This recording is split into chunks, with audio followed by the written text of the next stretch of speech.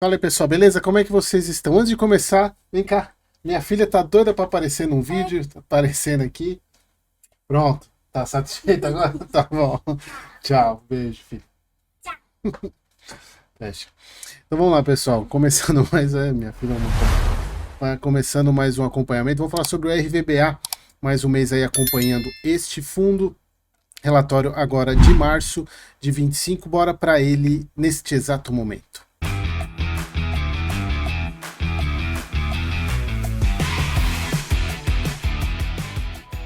Então vamos lá, pessoal, tirando minha filha aqui, vamos falar sobre o relatório de março e nada ainda sobre desdobramento, e a gente já vai falar, eles comentaram algo aqui no relatório, eu tô gravando, anotei, no dia 22 de abril. Então se você estiver vendo esse vídeo e já tiver saído o fato relevante, me desculpem, porque eu tava esperando sair alguma coisa, mas não saiu, então eu vou gravar mesmo assim, e aí eu posto, faço um vídeo, se sair, conforme eles estão falando, sair eu faço um vídeo rápido falando sobre o desdobramento do RVBA, que está prometido desde o final do ano passado.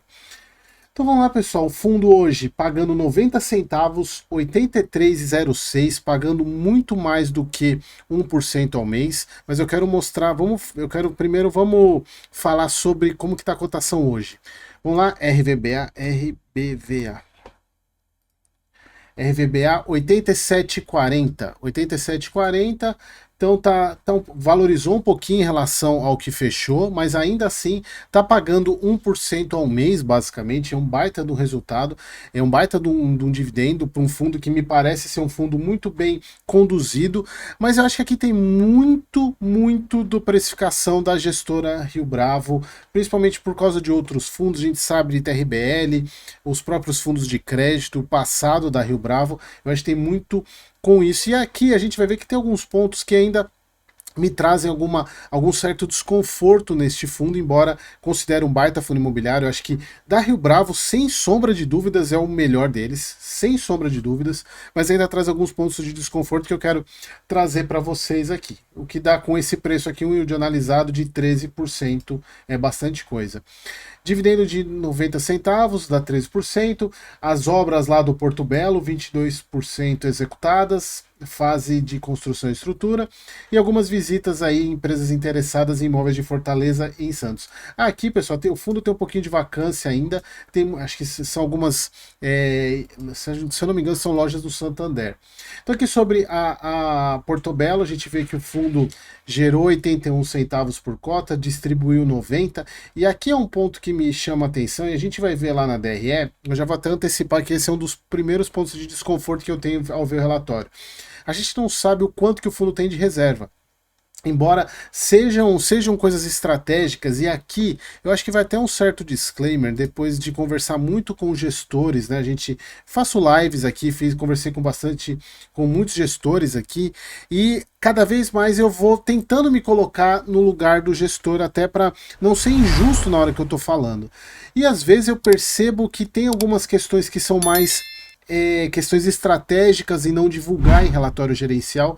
Claro que a concorrência é muito grande, principalmente quando a gente está falando de fundos que têm concorrentes muito grandes, né? Então, eu até entendo, mas assim, como cotista, né? Eu não sou cotista da RVBA, mas como cotista de outros fundos que tem essa questão, eu acho que às vezes a gente fica, pô, será que de onde que tá vindo esse dinheiro? A gente sabe que são vendas, né, que o fundo faz um bom giro, e isso a gente tem que tirar o chapéu no caso do RVBA, do giro de carteira, da transformação que a gestão fez nesse fundo, isso tem que tirar o chapéu, mas podiam mostrar, e a questão é, pode ser que seja, na verdade pode ser em função de como que se apura o resultado, se é uma reserva contábil, uma reserva caixa, então tem esses nuances. Mas era sempre importante a gente, até para saber como é que tá essa questão da reserva, por quanto tempo o fundo vai manter os 90, embora eles coloquem que eles vão manter pelo primeiro semestre. Às vezes a gente eles pedem muito que a gente confie demais, e eu sempre tenho um pouco de pé atrás com isso.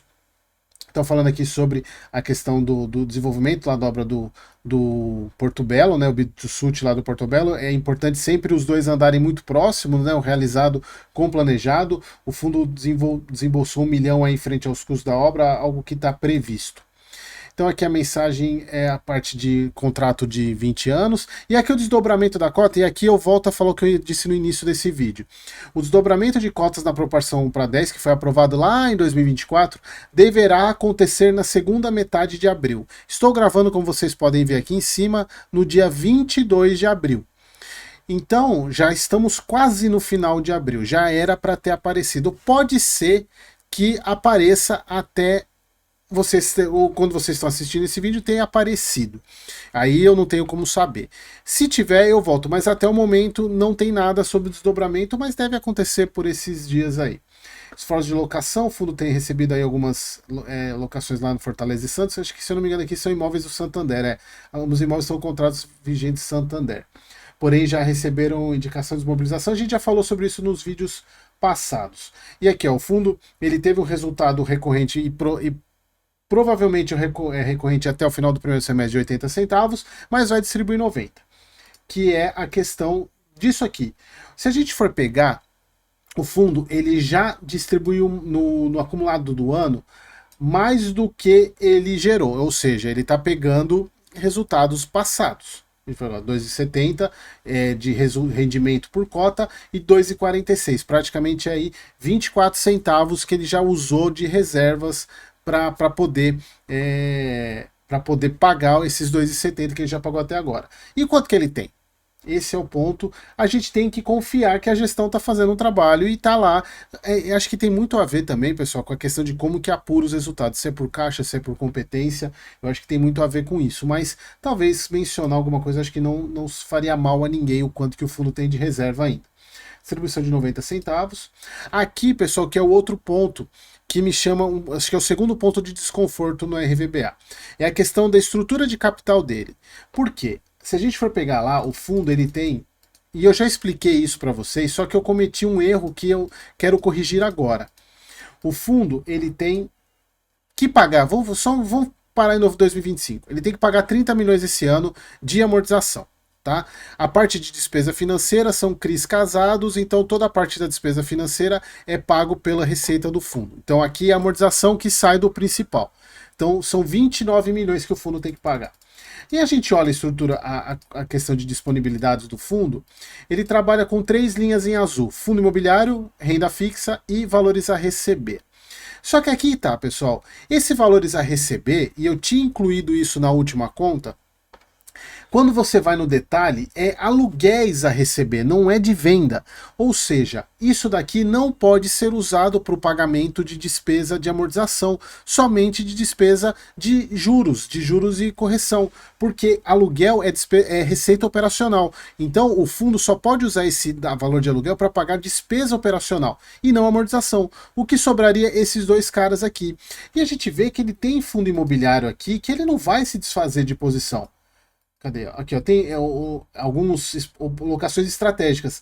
Talvez, né, que ele esteja considerando algumas dessas posições aqui para poder zerar ou poder pagar, fazer frente ao que ele tem de amortização. Porque ele só tem de renda fixa e caixa 13,1 milhões. Vamos pegar aqui, pessoal, vamos pegar o informe dele, o último informe, só para a gente ver de fato quanto é que ele está em disponibilidade mesmo, para ver se, além de tudo, tem alguma informação que está passando em branco aqui. Cadê? Aqui, ó, o último informe de 15/4, que é referente a março. Aqui, ó, o fundo tem de disponibilidade 9 milhões. Já é diferente do que ele informa aqui, ó, 13 milhões. Tá vendo? Já é diferente do que ele informa, 9 milhões. E aí ele tem algumas questões aqui de esses valores a receber, que ele considera que, na verdade, 55 milhões é conta de aluguel. Então, a não ser que esses outros valores a receber aqui, ó, olha só, pessoal, que interessante. E aqui a gente vê como confunde a cabeça do investidor. Por quê?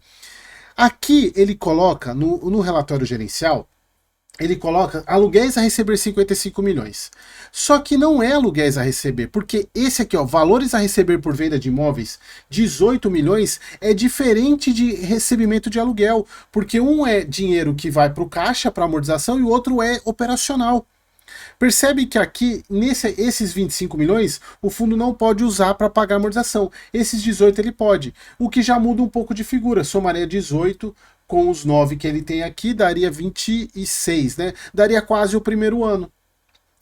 E aí tem esses outros valores a receber que a gente não sabe o que que é.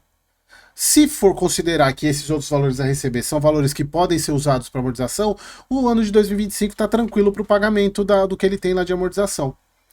Então, percebem, pessoal, como é importante a gente olhar os dois documentos e tentar entender e montar.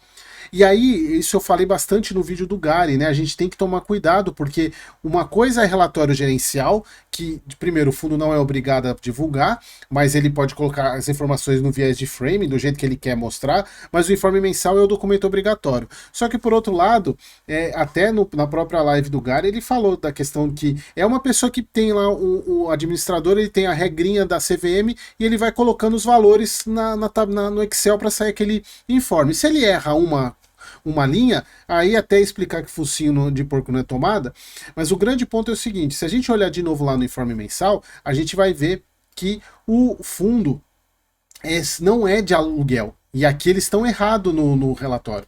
Porque quando a gente vê aluguel a receber, a gente entende que isso aqui não poderia ser usado, mas uma parte disso aqui não é aluguel, é de imóvel. Entenderam? Então aí é completamente diferente. Aí é dinheiro que o fundo sim pode usar para pagar a amortização. Tá? Então já fica um pouco... E eu tô fazendo isso aqui agora, viu, pessoal? Porque eu não tinha visto isso ainda, tá? Eu tô fazendo ao vivo e a cores com vocês aqui. Quer dizer, não é ao vivo, mas sem ter visto isso antes. Beleza? Então, acho que era isso. Ah, só uma questão da alavancagem, que é importante também, um ponto aí positivo na questão da alavancagem, são as taxas, né? São muito baratas. Ele pegou, assim, são alavancagens muito baratas. Ó, tem uma aqui, o IPCA mais 4,48, IPCA mais 5,3, IPCA mais 5,6. Então o carrego é positivo. Então, para o fundo não vale a pena, se ele, por exemplo, fizer uma venda grande, não vale a pena ele fazer o pré-pagamento disso, porque inclusive não informa se tem multa, mas mesmo não tendo multa, não vale a pena, porque a taxa está muito barata. Então esse é um ponto positivo. Agora a questão é isso aqui, como é que ele vai pagar? Dá a entender que ele tem dinheiro para pagar esse primeiro ano. O segundo ano já complicaria um pouco, a não ser que ele venda os fundos que ele tem lá em carteira, que são 88 milhões, mas como é que está o preço deles? Será que ele vai ter prejuízo aí, vai impactar no resultado do fundo? É isso que a gente tem que acompanhar. E eu acho que também esses são os pontos, pessoal, que acabam fazendo com que o fundo esteja pagando 1% ao mês, exatamente por causa do risco dele. Ele tem um risco um pouco maior em função desses movimentos que a gestora fez, beleza? Mas de qualquer maneira, eu vejo a RVBA aí, sem sombra de dúvidas, o melhor fundo da Rio Bravo aí de longe. Beleza, pessoal? Espero que vocês tenham gostado e até o próximo vídeo.